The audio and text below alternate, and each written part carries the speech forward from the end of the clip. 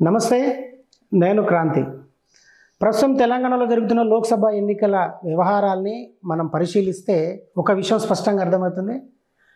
జాతీయ పార్టీలుగా చెప్పుకుంటున్న రేపు కేంద్రంలో అధికారంలోకి వస్తామని డంకా బజాయిస్తున్న బీజేపీ కానీ కాంగ్రెస్ కానీ తెలంగాణలో అభ్యర్థుల కోసం గడ్డు పరిస్థితిని ఎదుర్కొన్నాయి. ఎందుకంటే ఇప్పటికే ఆ రెండు పార్టీలు తమ అభ్యర్థులు ప్రకటించినాయి. కాంగ్రెస్ ఇంకా 3 స్థానాలను పెండింగ్లో పెట్టినా దాదాపు 14 మందిని ఆ పార్టీ ప్రకటించి ఉంది. సో ఈ పార్టీలకు ప్రధానంగా ఎంపీలుగా పోటీ చేసే స్థాయి నాయకులు లేరా, లేదా పోటీ చేసినా గెలిచే సత్తా ఆర్థిక వనరులు ఉన్న నాయకులు లేరా? ఈ రెండు కారణాలని మనం నిజమే అనుకోవాల్సి వస్తుంది. ఎందుకంటే ఆ రెండు పార్టీలు కూడా అటు బీజేపీ కాంగ్రెస్ మొత్తంగా బీఆర్ఎస్ మీద ఆధారపడి బీఆర్ఎస్లో ఉన్నటువంటి నాయకులను అంటే మాజీ ఎమ్మెల్యేలను, అదేవిధంగా ఎమ్మెల్యేలను, సిట్టింగ్ ఎంపీలను, మాజీ ఎంపీలను తీసుకొని టికెట్లు ఇచ్చినాయి రెండు పార్టీలు కూడా.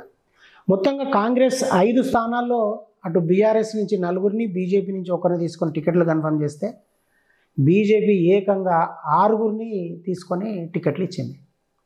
సో మనకి ఇక్కడ క్లియర్గా కనిపిస్తుంది ఈ ఎన్నికల్లో ఆ ఇరు పార్టీలకు పెద్దగా ఎంపీ స్థాయిలో పోటీ చేసి గెలవగలిగే సత్తా ఉన్న నాయకులు లేరు అని.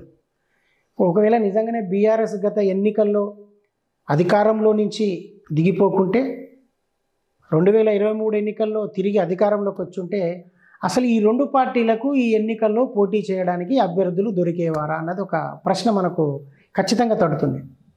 కాంగ్రెస్ విషయానికి వస్తే కాంగ్రెస్ ముందు చేవెళ్ళే సిట్టింగ్ ఎంపీ బీఆర్ఎస్ నుంచి ఎంపీగా గెలిచిన రంజిత్ రెడ్డిని పార్టీలోకి తీసుకొని చేవెళ్ళే టికెట్ కన్ఫర్మ్ చేసింది. ఆ తర్వాత మల్కాజ్గిరిలో గత ఎన్నికలు 2019లో ప్రస్తుత సీఎం రేవంత్ రెడ్డి అక్కడి నుంచి గెలిచి ఉన్నారు.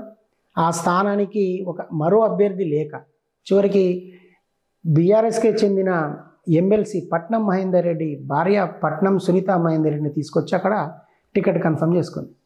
ఆ తర్వాత సికింద్రాబాద్కి వస్తే సికింద్రాబాద్లో దానం నాగేందర్కు టికెట్ కన్ఫర్మ్ చేసి దానం నాగేందర్ గతంలో కాంగ్రెస్లో మంత్రిగా పనిచేసి ఉన్న నాయకుడే కావచ్చు, కానీ గత 2 పర్యాయాలుగా ఆయన బీఆర్ఎస్ నుంచి ఎమ్మెల్యేగా విజయం సాధించి ఉన్నారు. ప్రస్తుతం 2023 ఎన్నికలు కూడా ఆయన ఖైరతాబాద్ నుంచి బీఆర్ఎస్ ఎమ్మెల్యేగా గెలిచి ఉన్నారు. ఆయనను తీసుకొచ్చి సికింద్రాబాద్ టికెట్ కన్ఫర్మ్ చేసింది. దానం నాగేందర్ కంటే ముందు కాంగ్రెస్ నుంచి టికెట్ వస్తుందని ప్రచారం జరిగిన బొంతు రామ్మోహన్ కూడా బీఆర్ఎస్ నుంచి జిహెచ్ఎంసీ మేయర్గా పనిచేసి ఉన్నటువంటి ఉద్యమ నాయకుడు. సో బొంతు రామ్మోహన్ అభ్యర్థిత్వాన్ని పక్కన పెట్టిన దానం నాగేంద్రకి ఇచ్చిన ఈ ఇద్దరు కూడా బీఆర్ఎస్ నాయకులే. ఈ 3 స్థానాలు పోతే ఇక వరంగల్ విషయానికి వస్తే వరంగల్లో బీఆర్ఎస్ అప్పటికే ప్రకటించిన అభ్యర్థి డాక్టర్ కడియం కావ్యను తమ పార్టీలోకి తీసుకొని మళ్ళీ టికెట్ ఇచ్చింది. వాస్తవానికి ఇదే స్థానం నుంచి ఎంపీగా ఉన్న పసునూరి దయాకర్ను కూడా కాంగ్రెస్ తమ పార్టీలోకి తీసుకుంది, సిట్టింగ్ ఎంపీ. ఆయనకి టికెట్ ఇవ్వకుండానే కడియం కావ్యకు అంటే బీఆర్ఎస్ టికెట్ కన్ఫర్మ్ చేసినాక కూడా ప్రకటించినాక కూడా తమ పార్టీలో తీసుకొచ్చుకొని టికెట్ ఇచ్చింది. సో ఈ వరంగల్ జిల్లాలో జరిగిన ఎన్నికల్లో స్టేషన్ గన్పూర్లో కడియం శ్రీహరి విజయం సాధించింది ఎవరి మీద? కాంగ్రెస్ అభ్యర్థి మీద. 2nd స్థానంలో నిలిచింది కాంగ్రెస్ అక్కడి నుంచి. సో కడియం శ్రీహరిని నేరుగా పార్టీలో తీసుకోకుండా ముందు కూతురును ఆహ్వానించి ఆ తర్వాత పార్టీలో తీసుకొని మళ్ళీ ఆమెకు టికెట్ కన్ఫర్మ్ చేయడంతో మొత్తంగా ఇప్పుడు 4 స్థానాలైనాయి.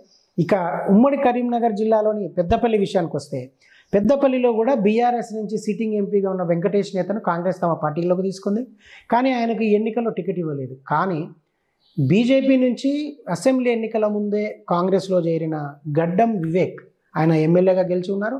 ఆయన కుమారుడు గడ్డం వంశీకి పెద్దపల్లి టికెట్ని కన్ఫర్మ్ చేసింది. అంటే ఈ ఎన్నికల్లో 4 బీఆర్ఎస్ నాయకులైతే 1 నాయకుడు బీజేపీ నుంచి వచ్చిన నాయకుడు. అంటే మొత్తంగా 5 స్థానాలకు అభ్యర్థులను ప్రకటించిన కాంగ్రెస్ పూర్తిగా ఇతర పార్టీ మీదనే ఆధారపడింది. ఇక మరొక పార్టీ 3వసారి అధికారంలోకి వస్తాం, కేంద్రంలో మోడీ మరోసారి ప్రధాని అవుతారని చెప్తున్న బీజేపీ పరిస్థితి ఏంటి అంటే ఇక్కడ 6 స్థానాల్లో ఆ పార్టీ బీఆర్ఎస్ మీద ఆధారపడాల్సి వచ్చింది. బీఆర్ఎస్లో పనిచేసిన నాయకుల్ని తీసుకొని టికెట్లు ఇవ్వాల్సి వచ్చింది. మొట్టమొదటగా Nagar Kurnool sitting MP P Ramulu ఆయనకు టికెట్ ఇవ్వకుండా ఆయన కొడుకుకు భరత్కు టికెట్ ఇచ్చి తమ పార్టీ కండువా కప్పింది. అదేవిధంగా జహీరాబాద్లో 2014, 2019 ఈ 2 ఎన్నికల్లో బీఆర్ఎస్ నుంచి ఎంపీగా గెలిచిన బీబీ పాటిల్ని పార్టీలోకి తీసుకొని సిట్టింగ్ ఎంపీగా ఉన్న పాటిల్ని పార్టీలోకి తీసుకొని టికెట్ కన్ఫర్మ్ చేసింది. పోతే ఆదిలాబాద్ జిల్లాలో ఆదిలాబాద్ ఎంపీ స్థానం వాస్తవానికి బీజేపీ సిట్టింగ్ స్థానం అది.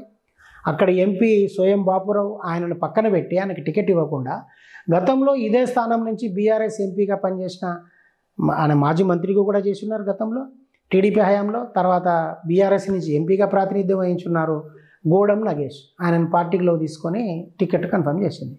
సో ఇక వరంగల్ జిల్లా విషయానికి వచ్చినప్పుడు వరంగల్ లోక్సభ స్థానానికి బీజేపీకి దిక్కు దివానం లేదన్నది మనకు అర్థమైపోతుంది. ఎందుకంటే వర్ధన్నపేట నుంచి బీఆర్ఎస్ ఎమ్మెల్యేగా 2 సార్లు గెలిచి ఉన్న అరూర్ రమేష్ని పార్టీలోకి తీసుకొని వరంగల్ ఎంపీ టికెట్ కన్ఫర్మ్ చేసింది. అయితే 2023 ఎన్నికల్లో ఆయన ఓటమి పాలయ్యి మాజీ ఎమ్మెల్యేగా ఉన్నారు.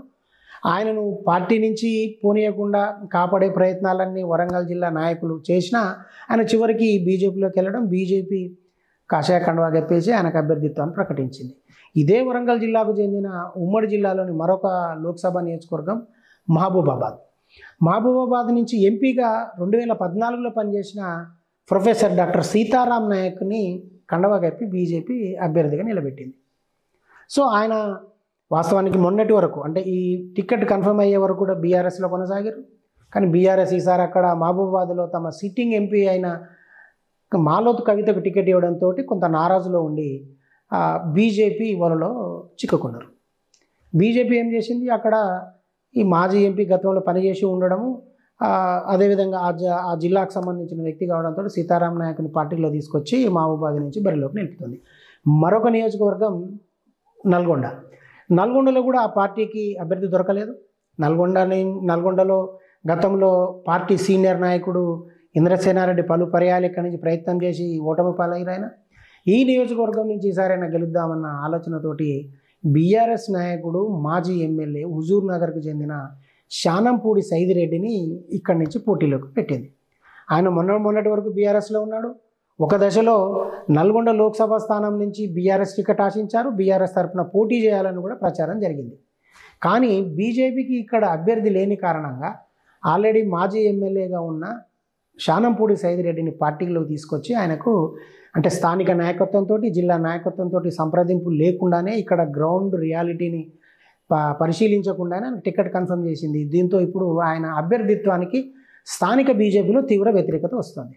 మొత్తంగా తెలంగాణలో కాంగ్రెస్ 5 స్థానాల్లో ఇతర పార్టీలకు చెందిన అంటే బీఆర్ఎస్ అదేవిధంగా బీజేపీకి చెందిన వ్యక్తులకు టికెట్లు ఇస్తే బీజేపీ మొత్తం బీఆర్ఎస్కు సంబంధించిన నాయకులనే పార్టీల్లోకి తీసుకొని 6 చోట్ల అభ్యర్థిత్వాలను ఇచ్చింది.